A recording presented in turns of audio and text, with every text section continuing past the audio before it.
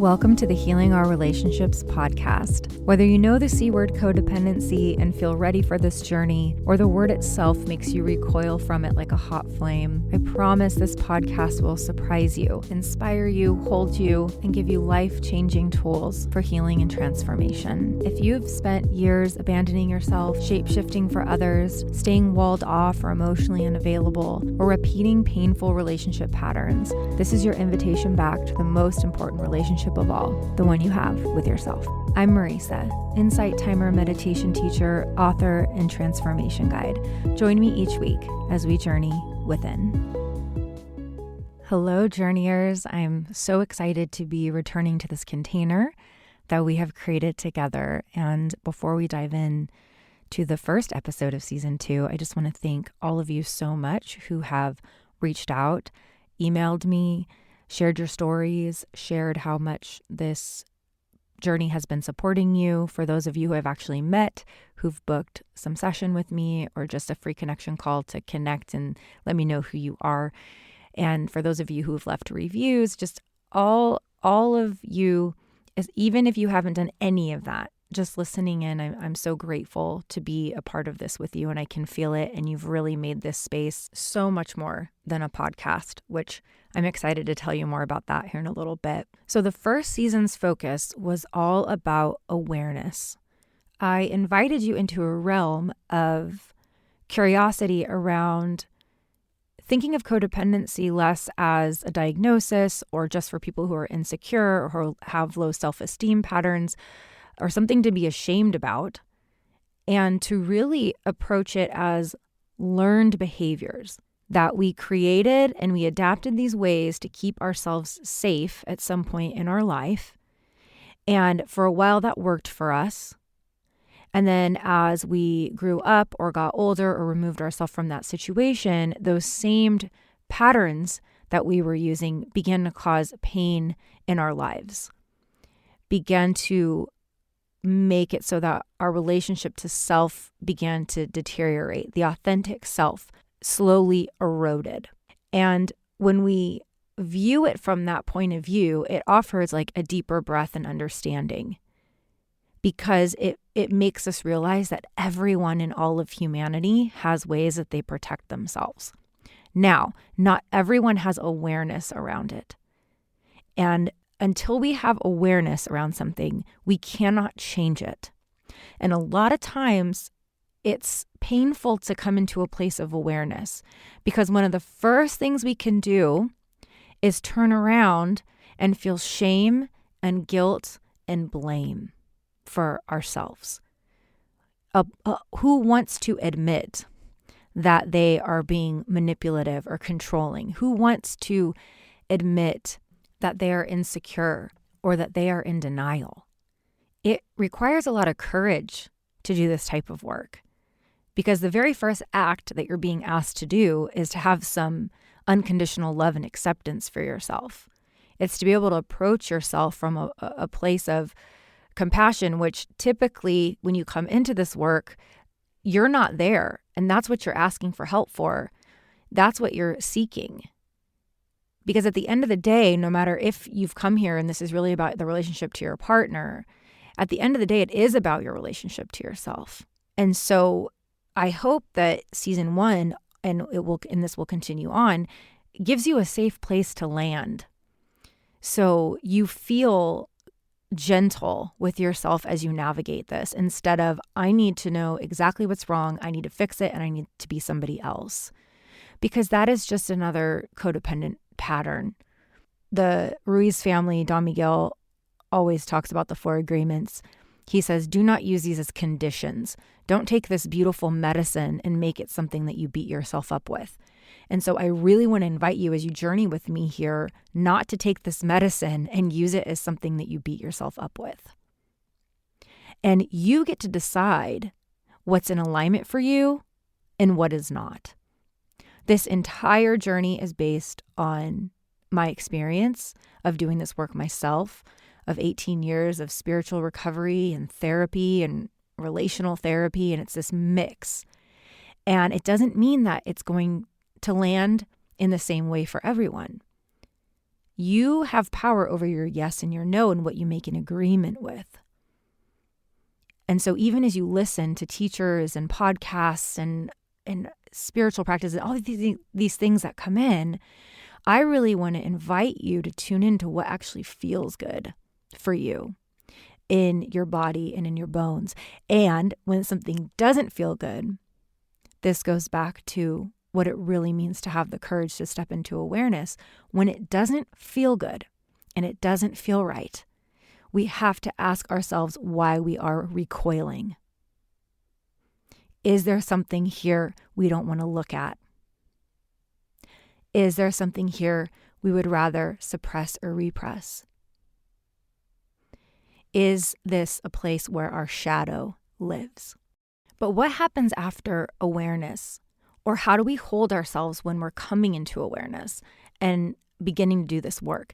And so many of the emails that I received were about tools for what is next. Like, how do I actually really uncover and rediscover and understand the patterns and figure out what patterns are mine? So I spent the last 7 months writing a workbook for you, a journey of compassionate self-inquiry and self-discovery.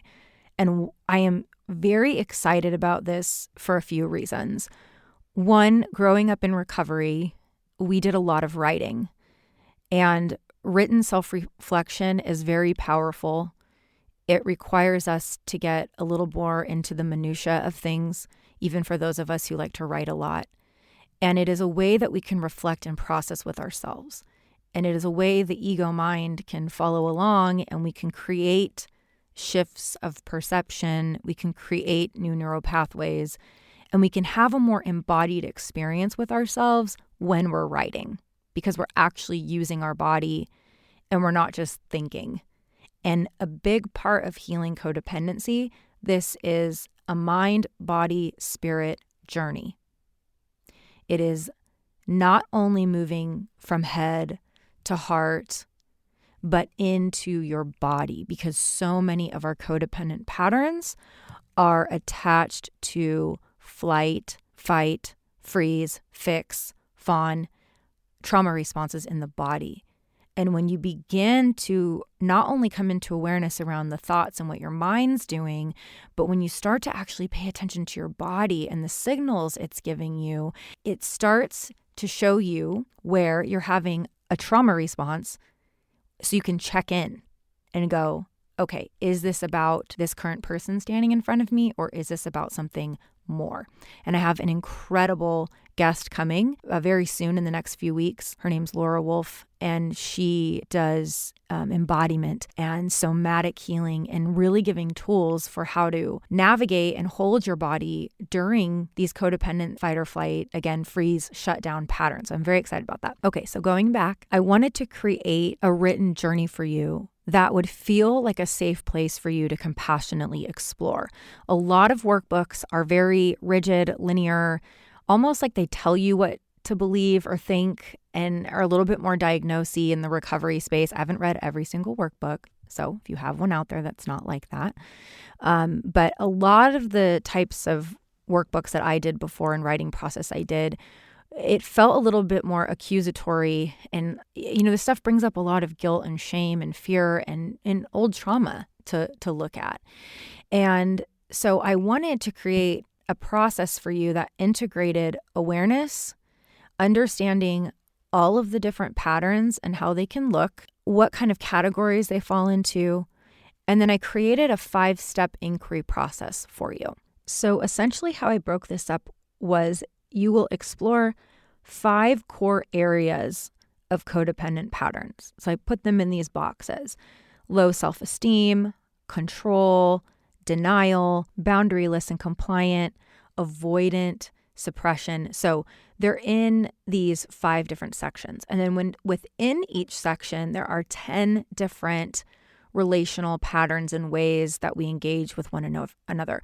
So overall, there are 50 different patterns of codependency here. And for each pattern, I created a 5-step inquiry process for you. So one of the most beautiful things about how this workbook is written is you can literally just go in and go, okay, I'm definitely more boundaryless, or I'm definitely more of an avoidant. And you can start in that section and you can begin the journey of coming into awareness and exploring from a place of compassionate curiosity how this pattern affects your relationship to yourself and your relationship to others. And so you're going to have this opportunity to come into awareness around the pattern, have an opportunity to actually think of the origin, where this began. This is what was so powerful about coming into awareness inside of the Toltec path in terms of beliefs and agreements. And I don't know if I've done an episode fully on that yet, but there was a moment in time, a very significant moment in time for most of us, where our codependent patterns began. And a lot of times people will go, I already know where all this stuff comes from. That doesn't help. And that awareness is one thing, but then we have to feel safe enough to unlearn. And we have to teach our body and our nervous system that we're safe to not engage in these patterns. And one of the ways that we do that is really honoring the origin and where it came from and understanding how it began. And then the cost of that pattern today. It's saying, hey, that pattern really worked for me back then. No shame, no guilt. Like, I needed that to survive. But then we need to acknowledge the cost. What's it costing us now? Are we shape-shifting? Are we missing out on intimacy? Are we living in anger? Are we carrying a story from 10, 9, 15, 20 years ago? Acknowledge the cost it has. And then reorient to a new possibility. So what would it look like if you allowed yourself to speak your truth? What would it look like if you allowed yourself to be vulnerable? And then I offer you a practice to bring it all into life. And when you have awareness and you've taken time to sit down and write and really think about it, this allows for integration. This allows for a deeper moment for your psyche. And it's not just one pattern. It's when you do it in entirety, when you look at every single way you relate to someone, you cannot unsee that. So it's not just like one pattern and one 5-step process of journaling is going to change your entire life. But I promise you, if you journey through the book in its entirety, not only are you going to discover areas that you didn't realize you were engaging in that were causing pain and suffering in your life, and then be given tools to start unlearning that, but you're also going to better understand the other people in your life, because you're going to realize that they're also living in self-protection. And so when you have this much awareness, you are giving yourself an opportunity to create what I call, and I talk about this in the book, a sacred pause. Because once you do a 5-step writing process on how you use humor to deflect your pain, let's just say, once you do a 5-step writing process on that, the next time you use humor to deflect your pain, you're going to be aware of it in a different way. You're just going to be aware of it in a different way. It's going to have landed deeper and harder when you did that writing work. And then you're also going to remember the practice that I gave you. You're going to remember that you have sacred pause. You have a moment to respond to the situation or to react. And even if you respond in the old pattern, let's just say, because you're not ready to not use humor, you still are consciously responding. You're not reacting from a trauma response. You're realizing, wow, I'm doing this thing that I do where I deflect and I suppress and repress and make fun of myself or use humor. Okay, I just did that. What was Maurice's tool? Do I want to react? Is fun to react? I know that sounds like a lot of work and you're going to be thinking a lot. And it is in the beginning. It's a lot to navigate, but you don't have to do it perfectly. And I have an integration section that tells you that. This is not about changing who you are. It's not about doing the practice every single time. I'm asking you to trust me that if you do this inquiry process, it is going to work you. It will work you. So if you do the writing, what you're doing is you're spending time with yourself. You're being in relationship with yourself. You're learning how to ask yourself from a place of compassion. You are living in devotion to your healing journey, to your recovery, to your relationship to self and others. That is what this journey is. So it's 161 pages. There is some chapters in there where it's just writing and sharing. It goes very well as an accompaniment to the podcast, and it's an opportunity for you to do the work. So for those of you who are like, I want to get into this, this is for you.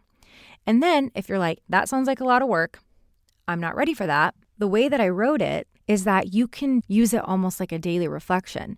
You can open it to a pattern and do the 5-step inquiry process and ask yourself, is this a pattern that I struggle with? Maybe it's no, and you move on. Or maybe you want to do the writing on it anyway to explore, but you can take that as a tool for the day. You can take the practice for the day. Some of you will get right down to it and want to get into every single pattern.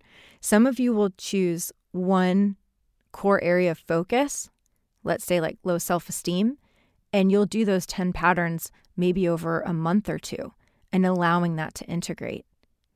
It doesn't have to be all at once, but I wanted you to have something tangible in your hand to begin this process of learning how to be in awareness, to be in self-reflection, to hold yourself accountable, to practice radical self-honesty, to notice what areas you're like, you know what, maybe I do need to see a therapist around this. And I do talk about that in the book because when you get to the origin part of these patterns, so much of it came from abuse. And so I say multiple times in the book that this is a journey that is not meant to be done alone. Some of you might do it completely alone and you feel totally great and prepared for that. Some of you might need to hold certain things for therapy. And another encouragement is to do this with a co-journeyer. So you do the book together and you have someone else that's on the journey as well. And you process with one another, maybe once a week and talk about what has come forward for you. You can also do this in like a recovery group or start like a meeting around it kind of thing. So there's all kinds of suggestions with how to work it. You can work it inside of sponsorship. So I have a lot of listeners that are in AA or have been in AA or recovery, especially women that are kind of getting into that double digit of sobriety, or they're like 7 or 8 years in and they're feeling like the program isn't enough. Like they're kind of hearing the same things over and over. They're not really digging in to the other layers. And relationship, especially codependent patterns in recovery, it's like one of the most underlying reasons why we drank and why we used. We weren't comfortable with ourselves, or we wanted to check out, or it was medicine at one point for something.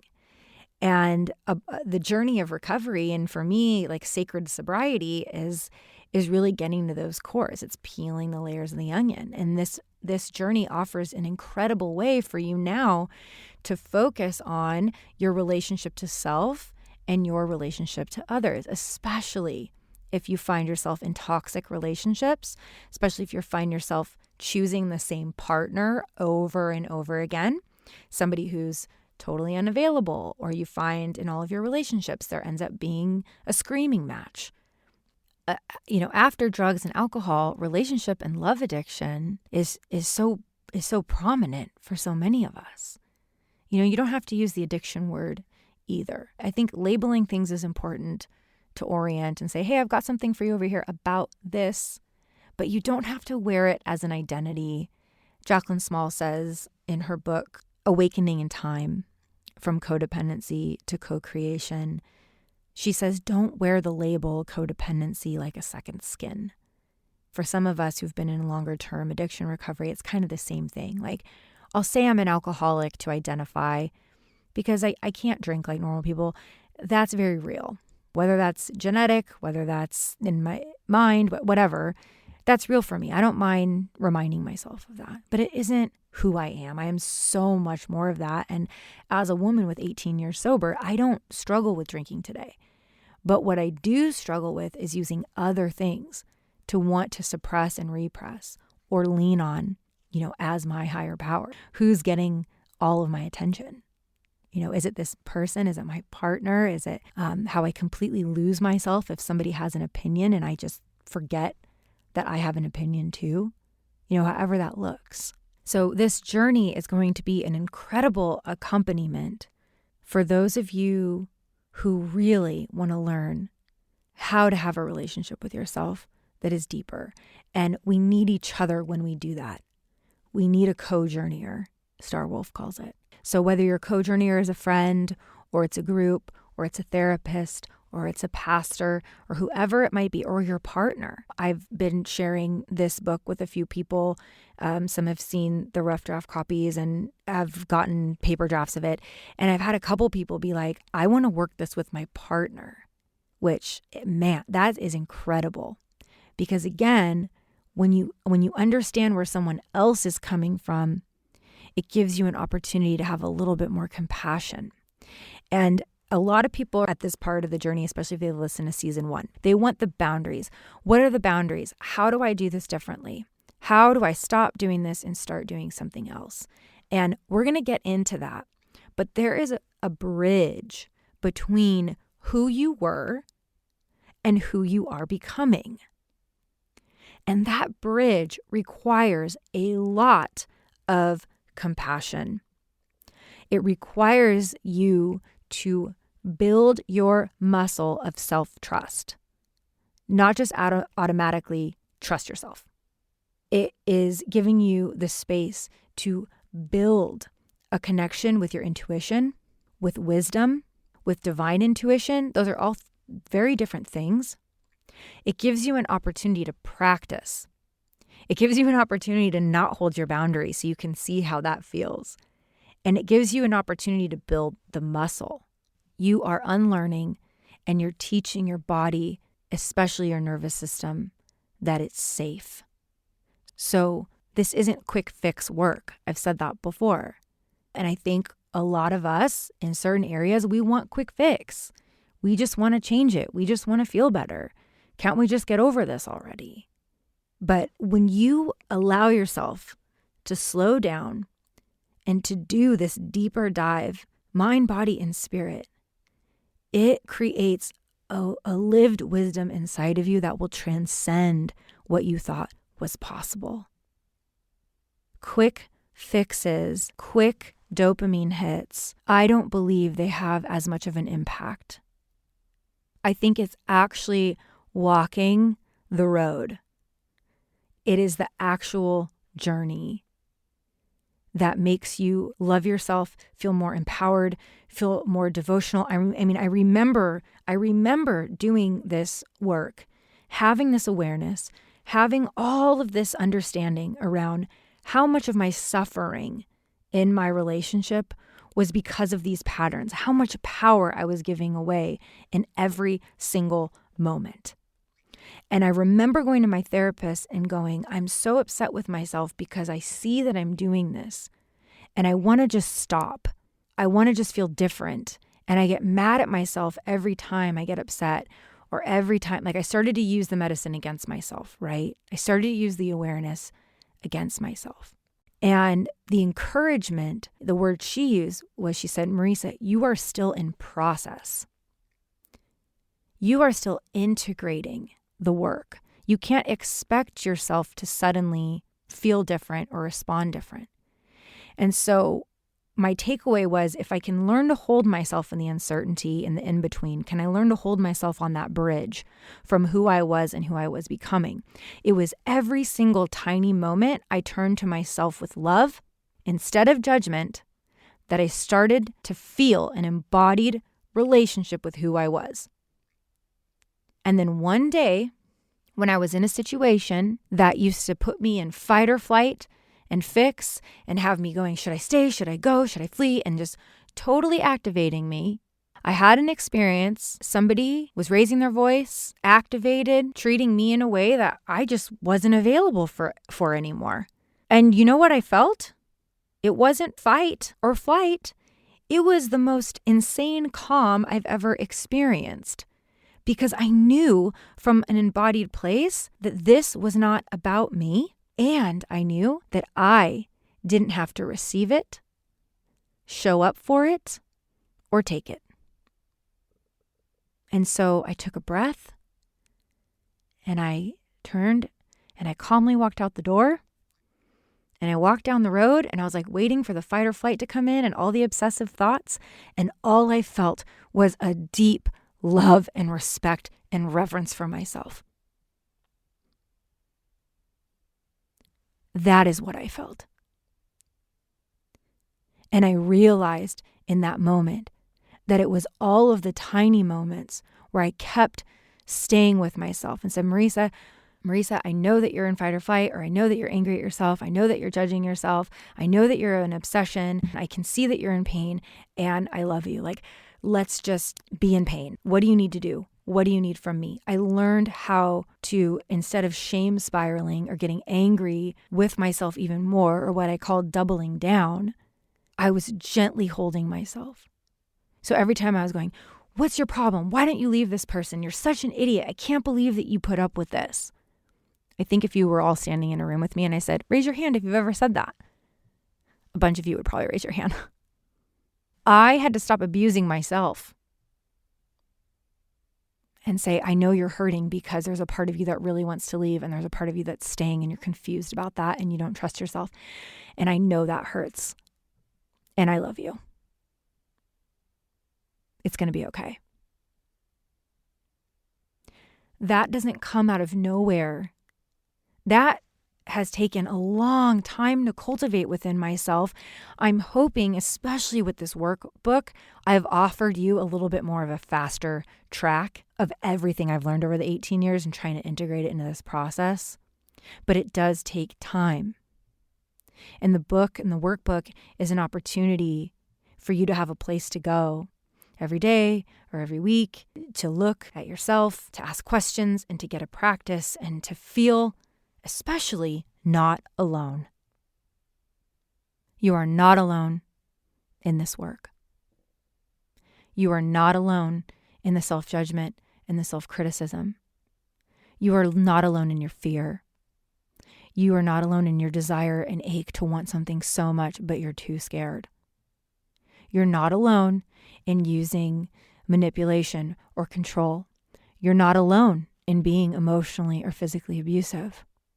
You are not alone. I don't know one person that could look at this book and say, I don't see myself here.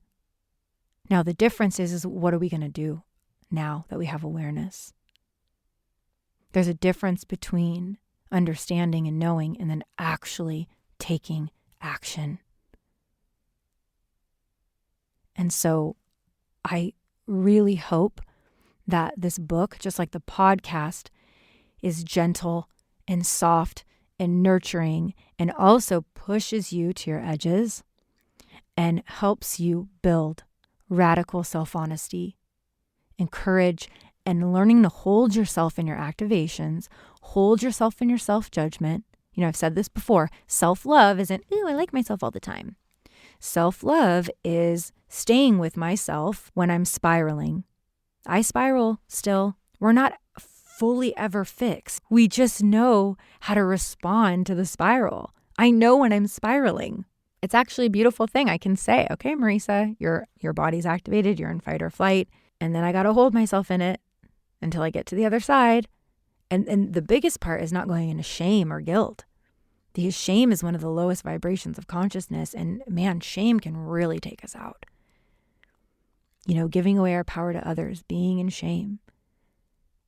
So wherever you fall in this journey, I really believe this workbook is going to support you. I've put so much energy and effort into these patterns. There's 50 different patterns. Each have a 5-step inquiry that are different because they're specific to the pattern. This was a very long writing process with a lot of editing and a lot of intention. And I designed the entire thing myself on the inside. It is a labor of love and a labor of recovery and a huge devotion. And so I truly hope you will say yes. You will say yes and continue to say yes to this journey. And I'm so excited for season 2. We have amazing guests coming and a lot of tools to really embody and understand and begin to practice boundaries and what that looks like. And this is like the yummy part of coming home to yourself And hey, it's going to be hard, but it's going to be beautiful. And you are not alone. So just remember that. I also created new offerings for you. For a long time, I only could do 12-week journeys, and I've created a 3-week and a 7-week. So for those of you who really want to dive deeper into this work together, please book a free connection call with me to discuss what might work for you. And you can always just book a 90-minute session where I can drop you into this work in your body and in your spirit in a deeper way and really connect you to that higher self, to that compassionate observer, to a guide, to something to help you really get into this more and to continue to say yes. So I love you. I hope to meet some of you. I can't wait till this book is out. Make sure to add yourself to my mailing list. I started an Instagram page for us at Healing Our Relationships. Please give it a follow, and can't wait for what is to come. So much gratitude to you. Thank you so much for being here. Please head to my website, healwithalchemy.com. You can pre-order my new book, Healing Our Relationships from Codependency to Authenticity, the workbook, so you can dive deeper into this work. Use the promo code PODCAST. There's a discount here for you as we are building the new website for the book and taking pre-orders. The book should be out on or before June 1st, but take advantage of that discount. And you can learn more about working with me one-on-one, book a free connection call, send an email, send a message, say hello. I'd love to know you. Sending so much love, and I'll see you next week.